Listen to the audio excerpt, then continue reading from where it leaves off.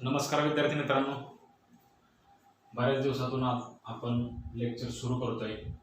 पुन्हा एकदा physical chemistry मधला आयनिक इक्विलिब्रियम हा नवीन चॅप्टर आपण सुरू करतोय. आता आपल्या मनामध्ये एक प्रश्न असेल की सोल्युशन्स मधील न्यूमेरिकल्सचं काय. तर सोल्युशन्स मधील न्यूमेरिकल्स मी तुम्हाला आपलं कॉलेजमधील रेग्युलर लेक्चर ज्यावेळी सुरू होतील त्यावेळी मी तुम्हाला वर्गामध्ये सोडवून देईल. तरी सुद्धा जरी एखादाला सोडवायचे असतील तरी सुद्धा तुम्ही न्यूमेरिकल सोडवू शकता. त्याच्यामध्ये काय अडचण आली तर तुम्ही मला आपल्या कॉलेजच्या ग्रुपवरती विचारा किंवा काही कमेंट बॉक्समध्ये विचारलं तरी चालेल. आपण सुरू करूया आयनिक इक्विलिब्रियम. आता बघा, आपण 11वी मध्ये केमिकल इक्विलिब्रियम शिकलेलो. केमिकल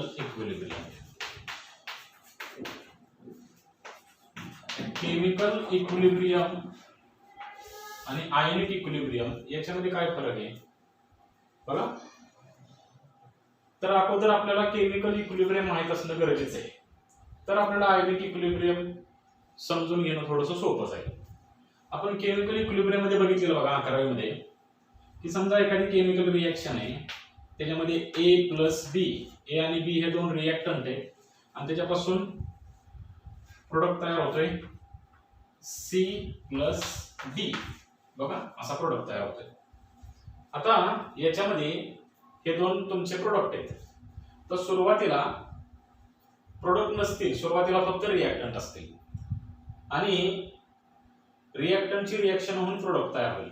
आता ही रिएक्शन रिव्हर्सिबल असल्यामुळं सी आणि डी परत रिकंबाईन होऊन त्याच्यापासून ए आणि बी तयार होते, रिएक्टंट तयार होते. Reactant produces product and product against recombines and for reactant molecules. बरोबर बघा. आणि सुरुवातीला फॉरवर्ड रिएक्शन फास्ट असते, रिव्हर्स रिएक्शन स्लो असते. हळूहळू फॉरवर्ड रिएक्शन स्लो होत जाते, रिव्हर्स रिएक्शन फास्ट होत जाते आणि एका स्टेजला दोन्ही फॉरवर्ड रिएक्शन आणि रिव्हर्स रिएक्शनचा रेट इक्वल होतो, एकसारखा होतो. म्हणजे ज्या गतीनं फॉरवर्ड रिएक्शन चालली त्याच गतीनं रिव्हर्स रिएक्शन होते आणि त्या स्टेजला आपण केमिकल इक्विलिब्रियम म्हणतो, हे आपण बघितलेले. तर आता आयनिक इक्विलिब्रियम म्हणजे काय किंवा आयनिक इक्विलिब्रियम आपण त्याला म्हणतो. बरोबर. तर बघा, सपोज मी एखादा इलेक्ट्रोलाइट घेतला.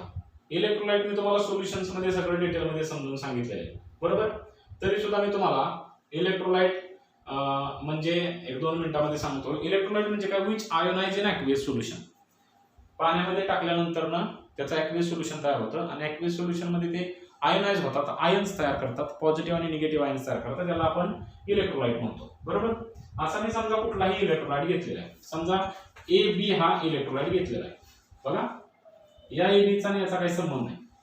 आपला ए बी वेगळा आहे. हा एक कॅटायन आहे, बी एनायन आहे.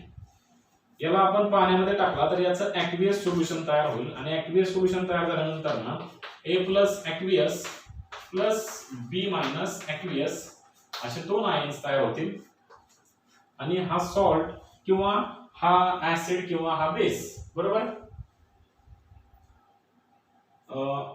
वीक बेस असल्यामुळं, आता स्ट्रॉंग बेस म्हणजे वीक इलेक्ट्रोलाइट असल्यामुळं त्याचं डिसोसिएशन रिव्हर्सिबल होईल, म्हणजे फॉरवर्ड डायरेक्शन पण होईल आणि रिव्हर्स डायरेक्शन पण होईल. बरोबर. आता सुरुवातीला फॉरवर्ड प्रोसेसचा जो रेट आहे तो काय असेल, फास्ट असेल, म्हणजे पटपट डिसोसिएशन होईल. नंतर ना फॉरवर्ड डायरेक्शनचा जो रेट आहे तो काय होईल, स्लो होत जाईल. नंतर रिव्हर्स रिएक्शनचा रेट वाढत जाईल, त्या आयन रिकंबाईन होतील आणि परत हा तयार होईल. बरोबर. बघा, मग रिव्हर्स रिएक्शनचा रेट हळूहळू वाढत जाईल, फॉरवर्डचा स्लो होत जाईल, रिव्हर्सचा वाढत जाईल आणि एक स्टेज अशी जिथं फॉरवर्ड आणि रिव्हर्स प्रोसेसचा जो रेट आहे तो काय होईल, इक्वल होईल. यालाच आपण म्हणतो आयनिक इक्विलिब्रियम. बरोबर. Ionic equilibrium.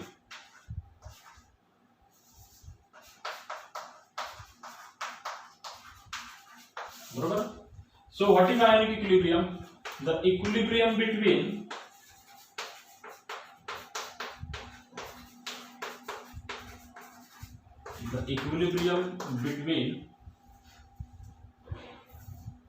ions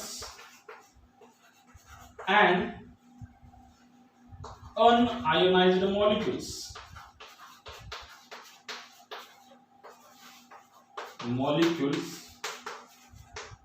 of electrolyte electrolyte in solution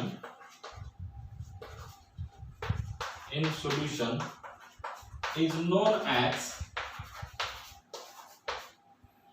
ionic equilibrium. बघा, आयोनिक इक्विलिब्रियम म्हणजे काय? कोणामधला इक्विलिब्रियम? तर आयन्स आणि अनआयोनाइज्ड मॉलिक्युल्स. बघा, हे आयन्स आहेत आणि हा अनआयोनाइज्ड मॉलिक्युल आहे. हा वीक इलेक्ट्रोलाइट असल्यामुळे, आता इलेक्ट्रोलाइट म्हणजे लक्षात घ्या, हा ऍसिड असू शकतो, बेस असू शकतो, मे बी सॉल्ट ही असू शकतो. कारण काही असे सॉल्ट आहेत जे कम्प्लिटली डिसोसिएट होत नाहीत. असं तुम्ही गैरसमज करू नका की सॉल्ट आहे म्हणजे तो कम्प्लिटली डिसोसिएट होतो, असं नाही. काही सिल्वर क्लोराइड सारखे सॉल्ट आहेत जे कम्प्लिटली डिसोसिएट होत नाहीत. बरोबर, म्हणजे याला मी इलेक्ट्रोलाइट म्हणतो. हा इलेक्ट्रोलाइट आहे, हा अनआयोनाइज्ड मॉलिक्युल आहे, म्हणजे याचं आयनायझेशन झालेलं नाही. आणि हे आयनाइज्ड आयन्स आहे, आयनाइज्ड झालेले आयन्स आहेत. बरोबर, मग हे आयन्स आणि अनआयोनाइज्ड मॉलिक्युल यांच्यामधला जो इक्विलिब्रियम आहे त्याला आपण म्हणतो आयोनिक इक्विलिब्रियम. बरोबर. बरं, केमिकल इक्विलिब्रियम आणि आयोनिक इक्विलिब्रियम मध्ये फरक काय? इथं इक्विलिब्रियम कोणामध्ये? तर हे जे आहेत ते रिएक्टंट्स आहेत आणि हे जे आहेत ते प्रोडक्ट्स आहेत. बघा, केमिकल इक्विलिब्रियम कोणामध्ये असतो? रिएक्टंट आणि प्रोडक्ट मध्ये. आयोनिक इक्विलिब्रियम कोणामध्ये असतो? अनआयोनाइज्ड मॉलिक्यूल आणि आयन्स यांच्यामधल्या इक्विलिब्रियमला आयोनिक इक्विलिब्रियम म्हणायचं आणि रिएक्टंट प्रोडक्ट मधल्या इक्विलिब्रियमला केमिकल इक्विलिब्रियम म्हणायचं. It is simple. बरोबर. आता हा आयोनिक इक्विलिब्रियम आपल्याला जर का डिटेल मध्ये समजून घ्यायचा असेल, बघा, तर आपल्याला इलेक्ट्रोलाइट म्हणजे काय ते समजून घेणं गरजेचं आहे. नॉन इलेक्ट्रोलाइट म्हणजे काय ते समजून घेणं गरजेचं आहे. परत स्ट्रॉंग, वीक इलेक्ट्रोलाइट वगैरे मी तुम्हाला डिटेल मध्ये सांगतो. बघा, समजा एखादा आपण सबस्टन्स घेतला,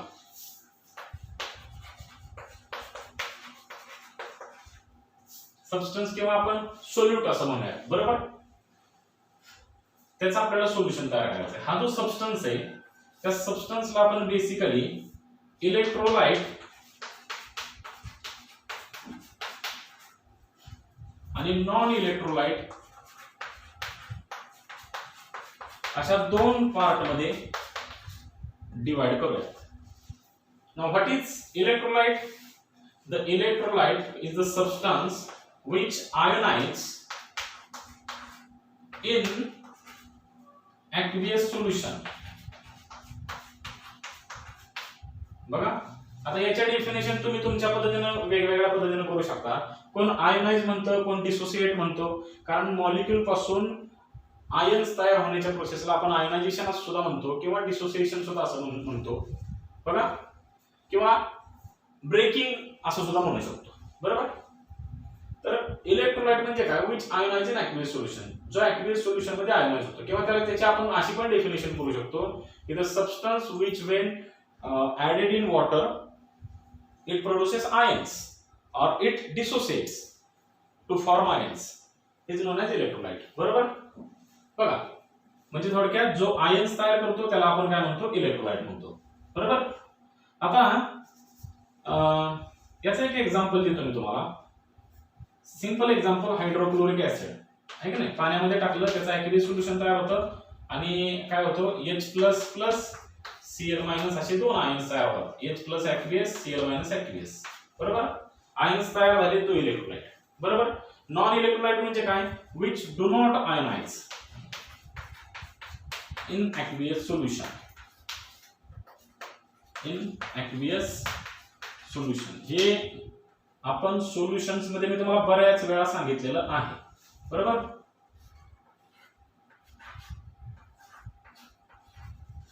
which do not ionize in aqueous solution are known as non-electrolytes. For example, glucose, sucrose, urea.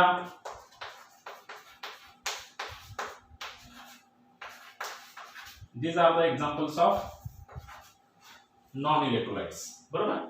आता आपण इलेक्ट्रोलाइटचं परत क्लासिफिकेशन करूयात. बघा, इलेक्ट्रोलाइटचं परत क्लासिफिकेशन असं होईल की स्ट्रॉंग इलेक्ट्रोलाइट आणि वीक इलेक्ट्रोलाइट.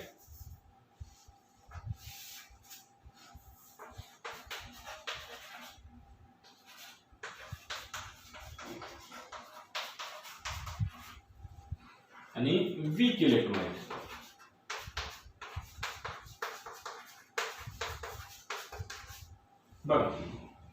आता स्ट्रॉंग आणि वीक इलेक्ट्रोलाइट म्हणजे काय? तर इलेक्ट्रोलाइट म्हणजे काय? Which ionise in aqueous solution. Strong electrolyte ionise होतात पण कम्प्लिटली आयोनाइज होतात. बघा, so the electrolyte which ionise, मी डेफिनेशन पूर्ण सांगत नाही, पूर्ण लिहित नाही, सांगतो पूर्ण पण पूर्ण लिहित नाही. तुम्ही पुस्तकामधून किंवा मी जे सांगतोय ते तुम्ही नोट डाऊन करून लिहू शकता. which ionize completely or almost completely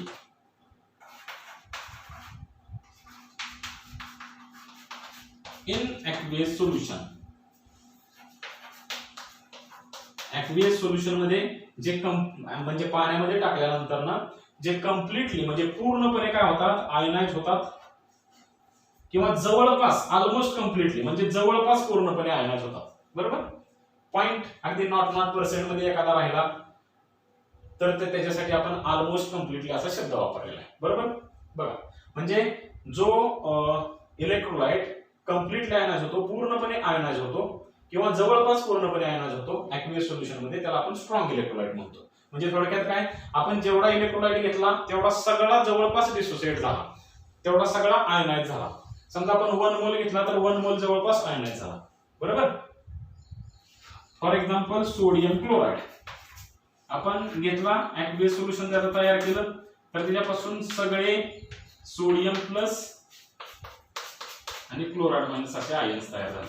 बघा, ऍक्वियस म्हणजे जवळपास सगळा डिसोसिएट झाला, जवळपास सगळा आयोनाइज झाला, त्याला आपण म्हणू strong electrolyte.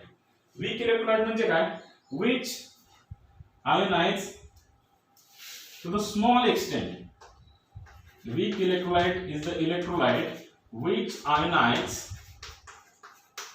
to small extent. Small extent म्हणजे कमी प्रमाणामध्ये आयोनाइज होणार, त्याला आपण म्हणू वीक इलेक्ट्रोलाइट. बरोबर,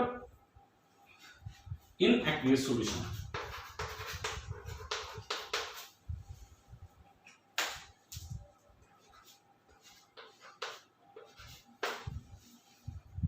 which ionize to the small extent in aqueous solution. aqueous solution मध्ये जो कमी प्रमाणामध्ये आयोनाइज होतो त्याला आपण वीक इलेक्ट्रोलाइट म्हणतो. फॉर एक्झाम्पल आपण ऍसिटिक ऍसिड घेतला CH3COOH, त्याचं aqueous सोल्युशन तयार केलं, त्याच्यापासून काय होईल, CH3COO minus aqueous plus H plus aqueous असे आयन्स तयार होतील. बरोबर, आणि हा कम्प्लिटली डिसोसिएट होणार नाही. म्हणजे काही लक्षात घ्या, ऍसिटिक ऍसिड आपण जेवढा काय पाण्यामध्ये टाकू तेवढा सगळा डिसोसिएट होणार नाही. समजा 1 मोल टाकला तर 1 मोल डिसोसिएट होणार नाही, त्यापैकी काही फ्रॅक्शन थोडासा डिसोसिएट होईल, बाकीचा सगळा अनडिसोसिएटेड फॉर्म मध्ये राहील. म्हणून लक्षात घ्या, आपण वीक इलेक्ट्रोलाइटचं डिसोसिएशन रिव्हर्सिबल एरोने दाखवतो. बरोबर, स्ट्रॉंग इलेक्ट्रोलाइटचं फॉरवर्ड एरोने दाखवतो. बरोबर, आणि एक लक्षात घ्या, आपल्याला या चॅप्टर मध्ये मोस्टली या वीक इलेक्ट्रोलाइटचा जास्त करून अभ्यास करायचा आहे, कारण इक्विलिब्रियम साठी रिव्हर्सिबल रिएक्शन पाहिजे, आणि रिव्हर्सिबल रिएक्शन साठी लक्षात घ्या वीक इलेक्ट्रोलाइटचा बेसिकली आपल्याला जास्त या चॅप्टर मध्ये अभ्यास करायचा आहे. बरोबर, आता पुढे बघा, मग आपण म्हणतो की weak electrolyte which ionise to the small extent. पण स्मॉल एक्सटेंट म्हणजे नक्की किती, किती स्मॉल. बरोबर, आपल्याला एक्झॅक्टली त्या इलेक्ट्रोलाइटची किती डिसोसिएट होतो, तो इलेक्ट्रोलाइट किती डिसोसिएट होतो वीक इलेक्ट्रोलाइट, ते आपल्याला माहित असणं गरजेचं आहे. नुसतं आपण स्मॉल म्हणून चालणार नाही. बरोबर, स्मॉल हे अंदाजे झालं. बरोबर, स्मॉल पण नक्की किती स्मॉल. बरोबर, हे जर आपल्याला काढायचं असेल तर आपल्याला वीक इलेक्ट्रोलाइटच्या बाबतीमध्ये डिग्री ऑफ डिसोसिएशन नावाचा एक कन्सेप्ट आहे, तो माहित असणं गरजेचं आहे. बरोबर,